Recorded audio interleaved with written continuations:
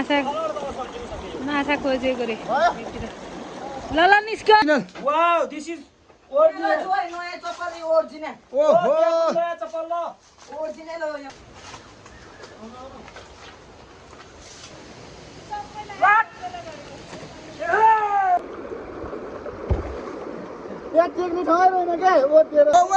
माछा झिक्यो ओ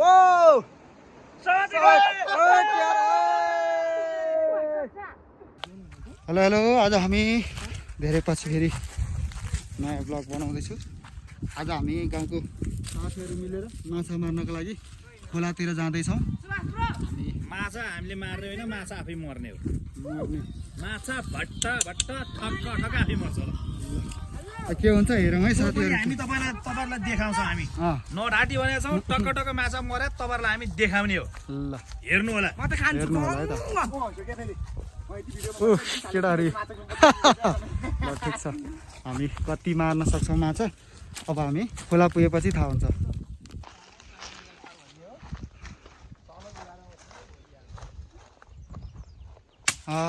माछा मार्नको लागि विषको रूपमा प्रयोग गर्नको लागि एउटा भाइ चढ्दैछ।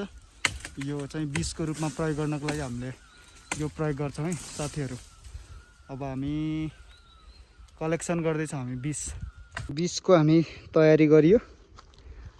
हाम्रो विष जाने केटा चाहिँ यस्तो अवस्थामा छ। ल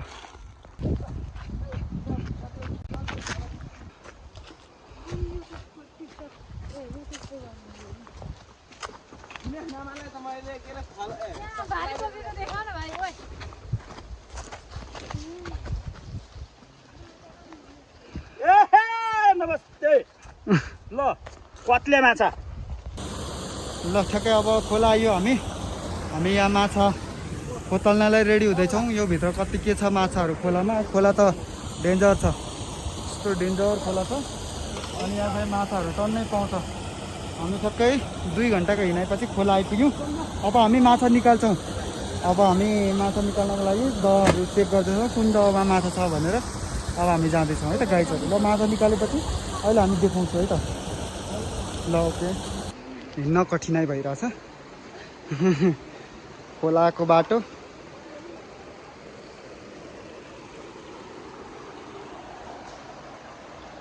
हाम्रो साथीहरू त्यहाँ माछा अवलोकन गर्दै हुनुहुन्छ। दह ठुलो छ, बाटो अप्ठ्यारो छ, खोलाको बाटोहरू हो। अनि यो रेनिङ सिजनमा यो पुरा यो खुइलेको भाग सबै पुरिरहेको हुन्छ। अहिले चाहिँ हामी हेर्दैछौँ चप्पल जुत्ताहरू खोलाले बगाएर है। कुन लाउनुहुन्छ? छानी छानी हो ओरिजिनल। ओहो बोक्नु बोक्नु जोडी खोज्दै। ओरिजिनल चप्पल चप्पल original. Wow this is original नयाँ चप्पल ओरिजिनल ओहो नयाँ चप्पल ल ओरिजिनल हो यो झन् ओरिजिनल। ओहो यार के यार जोडी र त यहाँ झन्। ल जोडी र चल कसको छोराको हो त्यो। ल यार पानीले यस्तो त्यो पनि ओरिजिनल रहेछ हौ। ल दामी दामी। ल यसको जोडी रहेन यार, त्यही टेन्सन भयो नि त। के किन्नुहोस् छाड्नु यतै।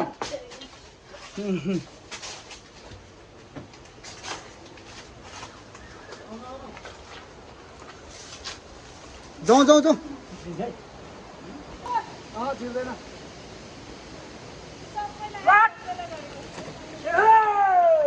ल ल साथीहरू बाटो अप्ठ्यारो छ। यहाँ चढ्नको लागि पास गर्दैछौँ हामी।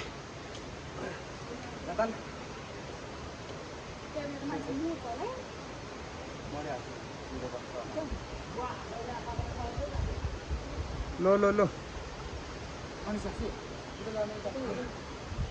बाटो खाली गर्नु। बाटो बाटो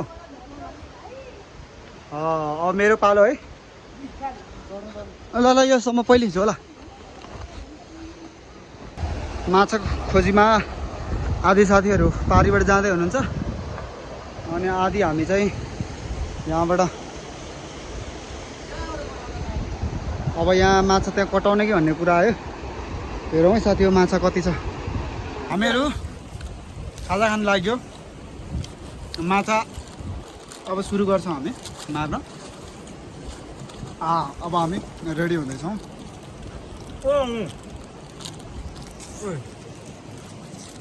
त्यत्रो माछा समाउँछ है त्यत्रो समाउँछ कि माछा टिप्न गएको अरे मान्छे यस्तो आजको यात्रा माछालाई मेहनत माछालाई माछा खान सजिलो हुँदो रहेछ सकिँदैन के यार यो खोजेको रे ल निस्क्यो ओए बगाउन आँट्यो है उसलाई चाहिँ खाने बल रे 2 दिनको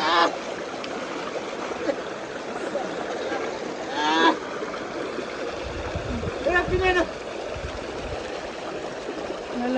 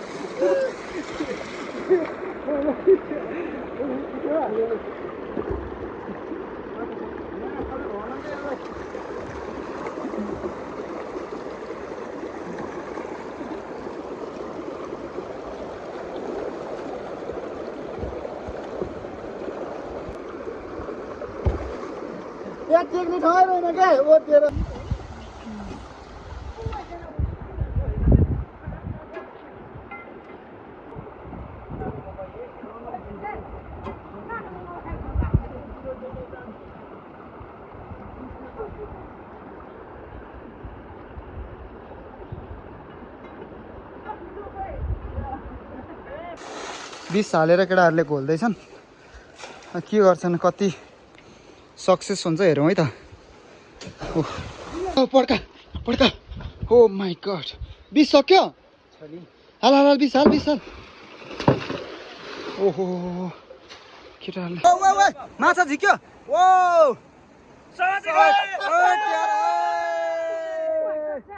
यहाँ माछा आएको सूचना प्राप्त भयो खोइ त हामी चलबल हो र कत्रो थियो ल माछा आएको सूचना प्राप्त हुँदा हुँदै पनि हामीले पक्राउन नसक्नुहोस् हामी ठुलो उयो भयो नजानु छ गहिरो रहेछ नजानु होस्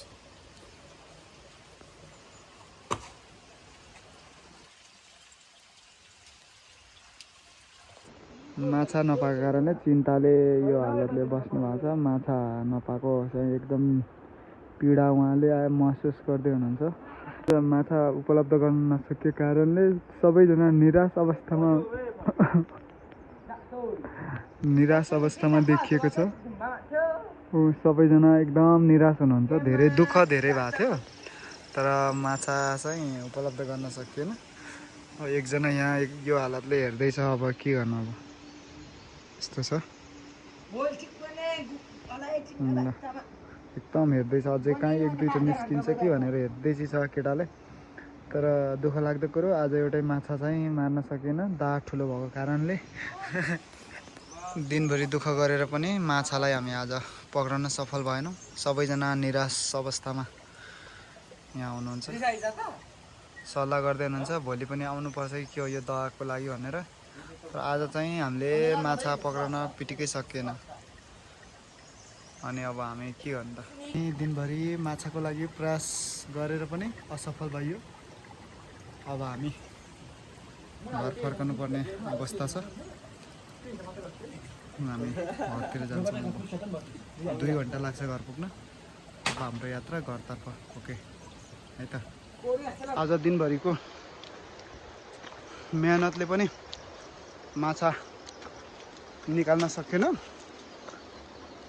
त्यो अप्ठ्यारो बाटो छ ओ माई गड जोगेर हिँड्नुपर्ने छ यस्तो बाटो हुँदै हामी घर जाँदैछौँ एकदम जोखिमपूर्ण बाटो सबैजना थकित अनि निराश के गर्नु यस्तै हो साथी हो निराश हुनु हुँदैन अर्कोचोटि पाइन्छ सधैँभरि सफलता मिल्दैन सङ्घर्ष चाहिँ जारी राख्नुपर्छ खराब भएर हालत खराब भएर उकालो चढ्दैछौँ अब हामी अनि माथि साथीहरू अगाडि जाँदै हुनुहुन्छ अनि माछा यति त ल्याएको छौँ के गर्नु चित्त बुझाउनै पर्यो जिउँदै माछा यति लिएर आछौँ ल साथी अब बिस्तार बिस्तार जानुपर्छ हामीहरू रात पर्छ जस्तो छ घर पुग्दाखेरि रमाइलो ठिक छ हाम्रो माछा बोक्न सकिएन सर्प जस्तो माछा कसरी गाडेर खाने कठिनाइ छ मनभरि पीडा बोकेर पनि हाँस्नु परेको छ केही अर्को उपदेश दिनु होला यो माछा कसरी पकाएर खाने सल्लाह सुझाव कता प्रतिक्रिया दिनु होला यस्तो छ साथीहरू हामी कतिखेर घर पुग्ने भन्नेमा मात्रै छौँ त्यो बाटो हुँदै यहाँ बल्ल निस्केको ढुङ्गा पन्साउँदै अर्कोचोटि फेरि आउनुपर्ने छ हामीले आज 20 मात्रै हालेर राखेछौँ माछा निकाल्न सकिएन 20 फेरि हाम्रो रुखको पात त्यस्तो थियो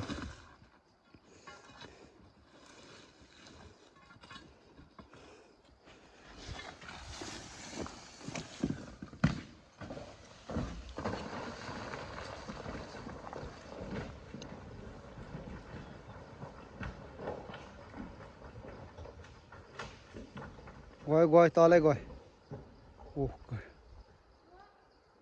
अर्ग्यानिक मान्छे अनि अर्ग्यानिक बाटो अर्ग्यानिक चाल ल यस्तो छ अर्ग्यानिक भयो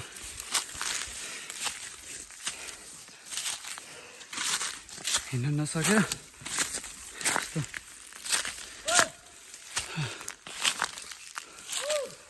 सर हामी कहिले पुग्ने हो घर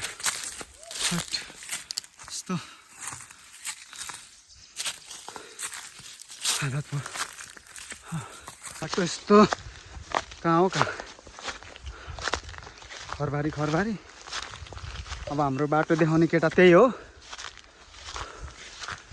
अब कहाँ पुऱ्याउँछ घर पुऱ्याउला नपुऱ्याउला भन्ने डर छ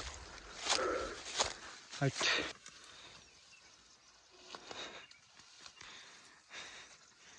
दुःख छ